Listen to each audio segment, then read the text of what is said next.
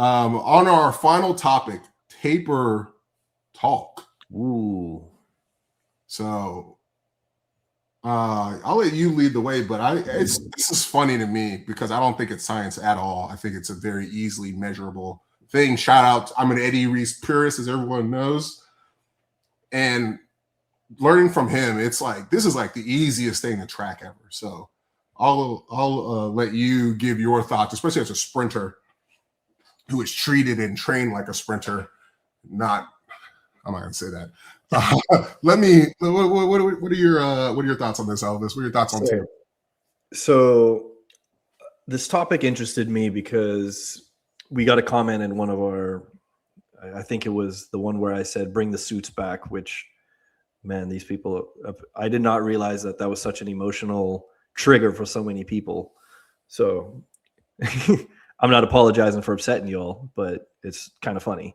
Anyway, somebody made a comment that the suits helped you to mask if you were over tapered and this and that. And I was like, what are you talking about? Like, over tapered? That's such old terminology.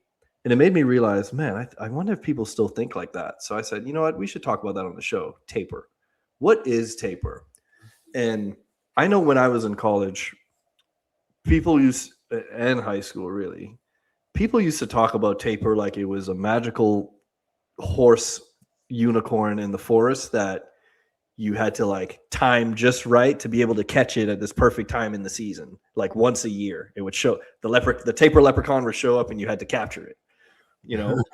And if you missed it, then your whole year was just screwed.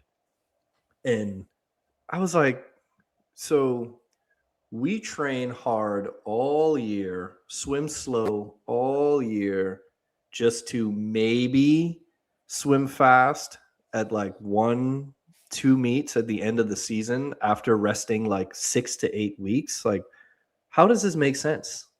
And no one could really answer it, but it's just the way that people have been training. Right. And once I went pro and started realizing like, oh, there are people out there who actually study this stuff and know what they're talking about. Maybe I should listen to them. And you start to realize that the training cycle isn't train for 4 months out of the year and then taper for 1 month and then swim at conference or NCAAs.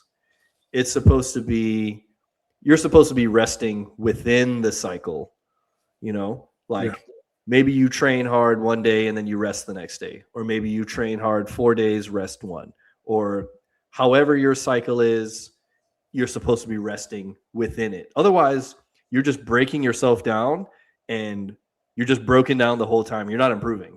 So while you think at the end of the season, oh, I'm going to taper and I'm going to be way up here. And it's like, well, you were just suffering that whole time and you got no improvement. Now you're rested. So you're like here.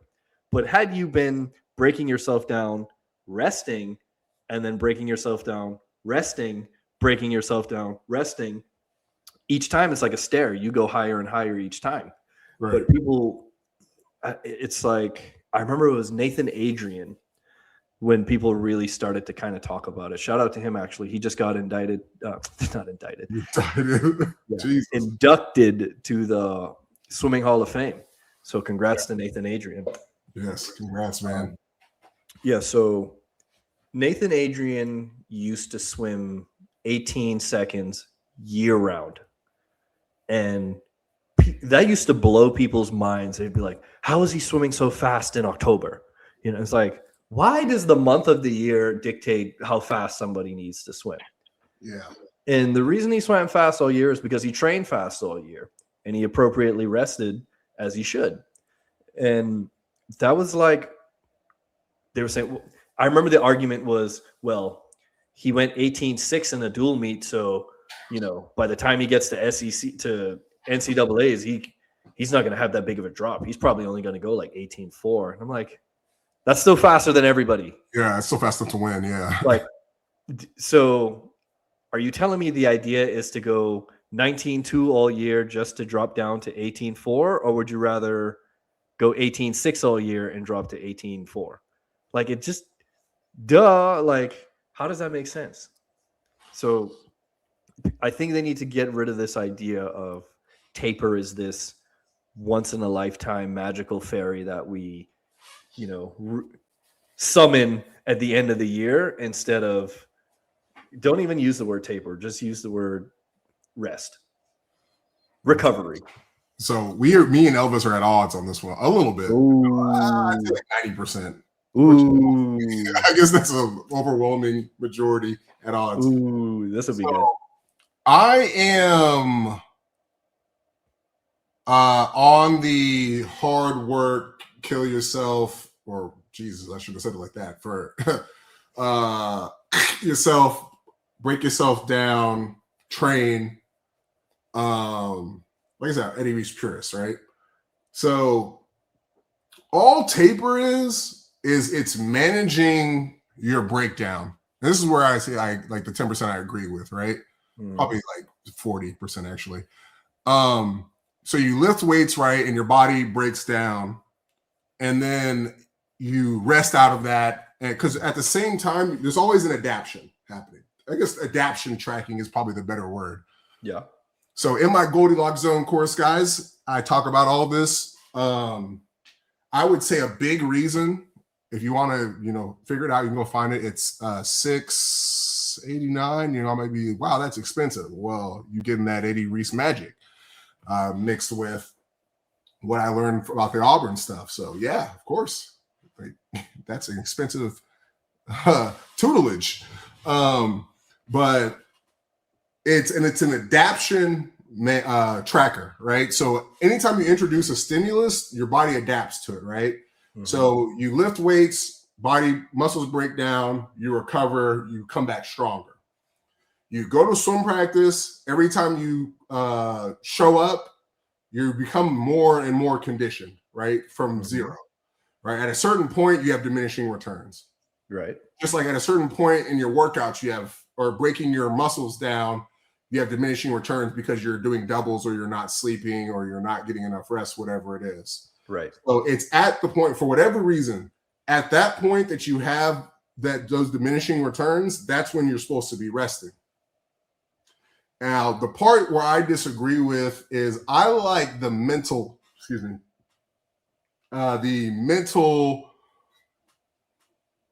teaching, what's the word? The mental confidence and delayed gratification it gives you when you're chasing that magical unicorn called taper. Okay. So if you do it right, and this is where I think a lot of coaches do it wrong because they don't have enough training load to, how do I say this? They don't have enough training load to be conditioned enough to do multiple swims, right? Or they don't have enough weightlifting. And this is where you see this a lot with high school swimmers, where they're breaking down from practice, but not necessarily because of their muscles. So they'll swim a little slower. And then at the end of the season meet, like you don't see that freshman year jump where you go from 4,500 free to 42, right? Or 43, whatever it is. Mm-hmm. Freshman year in college jump versus high school. High school is kind of more steady because you don't have that weight room breaking down influence.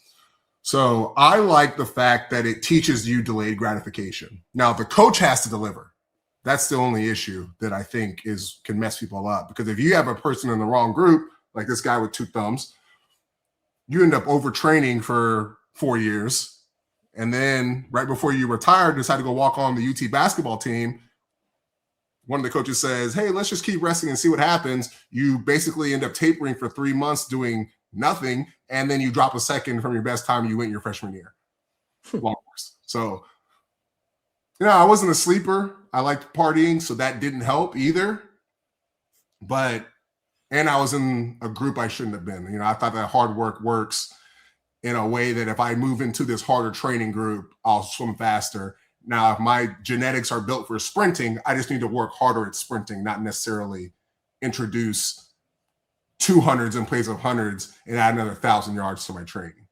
Mm-hmm. Right? So like when you say the over tapering part or the under tapering part, that's also where I disagree with that, because that can happen where you under adapt the body. Right. Yeah. So and this is where you'll see that with like club teams who do 25s and 50s, where all of a sudden they go to a big meet and the coach is maybe misinformed or whatever, and now they're warming down and warming up. That's for 1,000 each time. They got 2 swims in a day. That's 3,000 yards. They got their 2 races. Now they're at 2 or 3,200 yards. They warm down at the end. They just did 4,200 yards, but then every day in practice, you're doing like $2,000. Mm-hmm. Right. So now their body is in this panic, like, oh, I need to adapt to more yards, which means you're going to start breaking down your muscles because you're doing more swimming. Mm-hmm. And all of a sudden you end up crashing the last few days.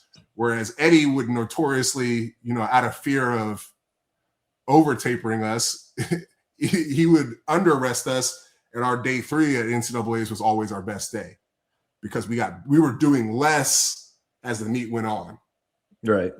Right. So it's just tracking adaptation. You can do that to the weight room. When do they stop being able to lift what they can normally lift?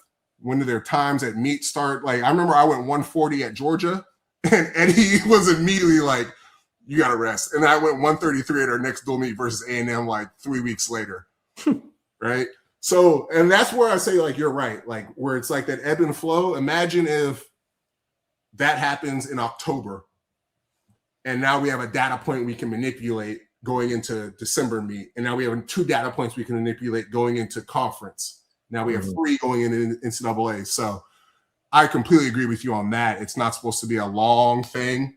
But for me personally, I like a psychological benefit. That's what I was looking for, of teaching a kid or an athlete, like, hey, if you do this the right way, this 1% thing that's hard to create, like you're capable of creating it. Yeah.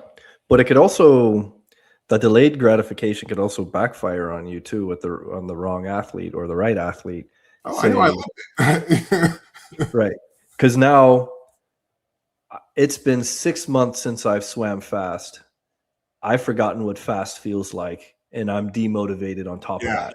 Yeah. So then when I rest for 6 to 8 weeks, and then I do that one meet, I'm flying through the water and I don't know what to do with my body because I've never moved this fast before, so I don't know what to do. Right.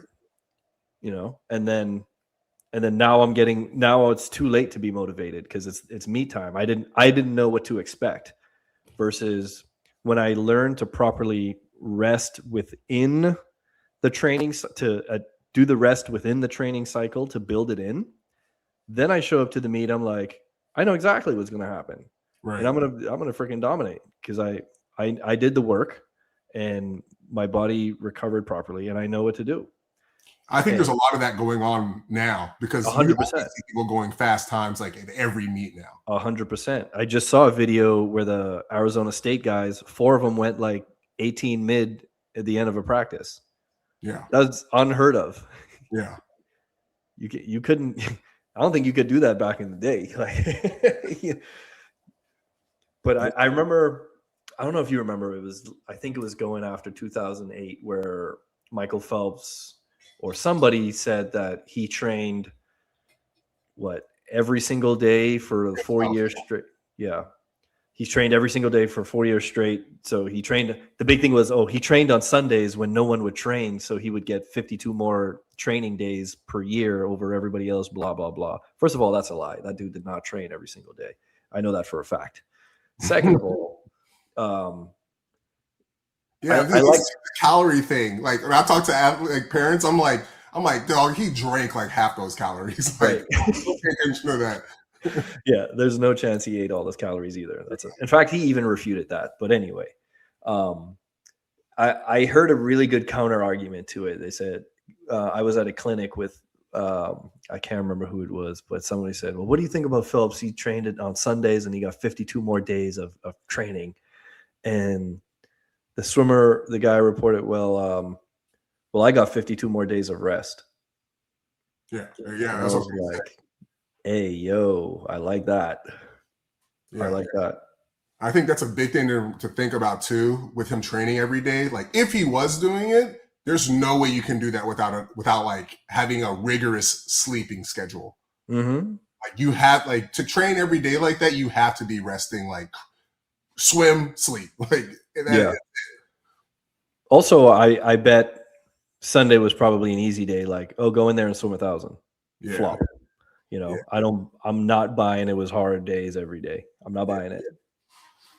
Yeah, it was. I also know for a fact he did not train every single day. So I'm not even like, it's not even an argument. Yeah. Yeah, all it is, it's just monitoring breakdown. And if you like, and shout out to Eddie, like if I'm not gonna give the secrets away because one, Eddie, if Eddie didn't tell you, you ain't supposed to know. So, and if you want it from me, it's going to be expensive enough to where you understand why Eddie didn't tell you. So you gotta stop telling people it's expensive. You're gonna scare people away. People spend more. What would you say it was 600 something? Dude, I've spent that on dinner before. Dude, I'm just saying, well, that's the thing though. This product, I would say it's meant to keep people out more than it is to keep people in. Fair enough. I'll say that right away. Like you can't lead everybody to the promised land. Most of them don't want to go. Yeah. And I ain't about to like give it away to some nobody. Not that people are nobodies, but give it away to somebody who doesn't actually want it. Like you pay $600, like you're serious about yourself, you know. I am so behind that. When I was a broke as a joke swimmer, I used to do swim lessons for like $40. And then when I realized, I'm like changing these kids' lives for the better, like, So then I started, I jacked my prices way up, and I realized this is how much it's going to cost you to get me out of my bed to come on the pool deck to teach your kid. And if you don't want to pay it, it is worth it for me to sit in bed. That's all it is.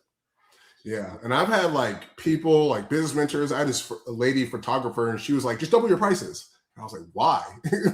She's like, because people will buy it. People weren't buying my product at the time. And I was like, it doesn't make any sense. And then like, that's one of the reasons why, right? Another reason is you have a full schedule. Like, what do I need to be paid to take on more and more stress? There's the actual process, like, building regularly. I've especially the 2 years before 2024, like I'd be up 3 days in a row just cranking, right? So there's the price of that. There's the price of the knowledge, right? If you want to learn from, let's see, it's 12 world record holders across each stroke, 16 American record holders, NCAA champions in every short course yard stroke. Like, what's the price of you going to learn that? Because they're not consolidated anymore. When I was at UT, it was consolidated. You could find all that stuff in one place for the humble price, or if you're in state, $2,800 a month, right? Right.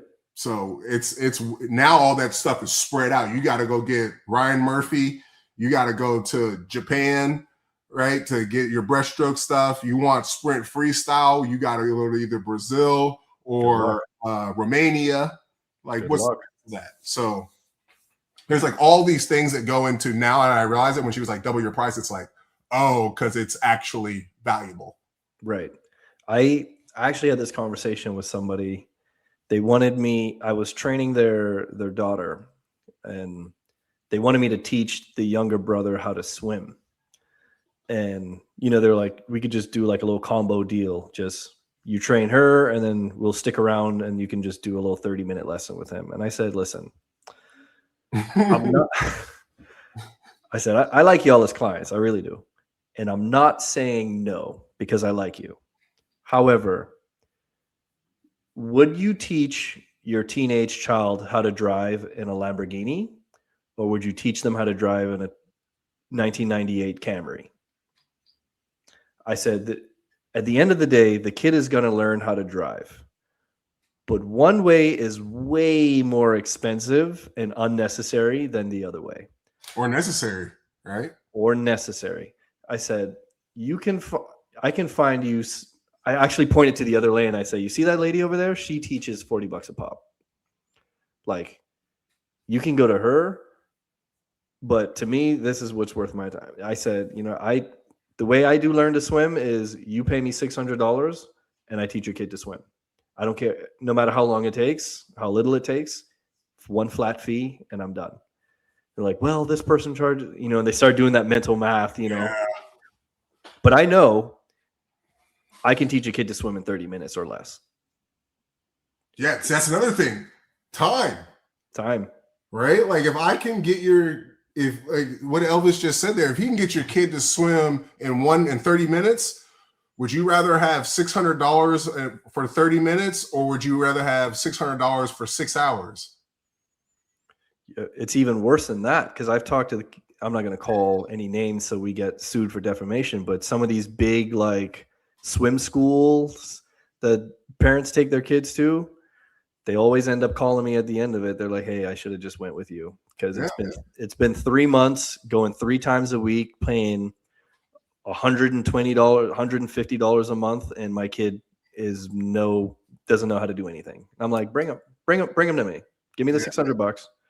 And one day, in fact, someone didn't believe me. I said, okay, I taught my niece how to swim in 20 minutes. Yeah. And I got it on video. I was like, watch. I was like, bring her out here and she'll know how to swim. Yeah. And I think those of you out who are listening, especially if you do a swim school stuff, the key is the back float. And I guess the key is rolling over, but it's the back float. You can get a kid to float on their back, they can swim.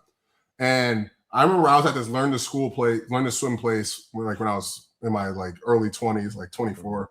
And one of the things I think helped her grow so fast was if I got a kid, they learned how to swim across the pool in the first lesson. Yep.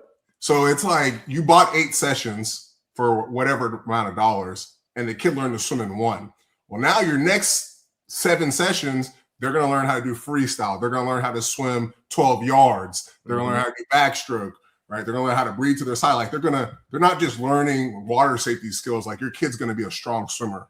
Right. And that has its own financial value. Mm-hmm. Right? Like even you said the thing about the Lambo.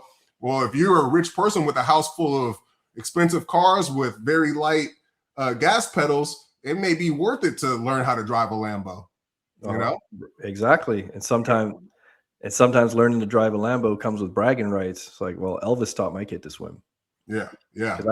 I've heard that on deck too. Yeah. I had a really good point I wanted to make. You said something very important. What was it?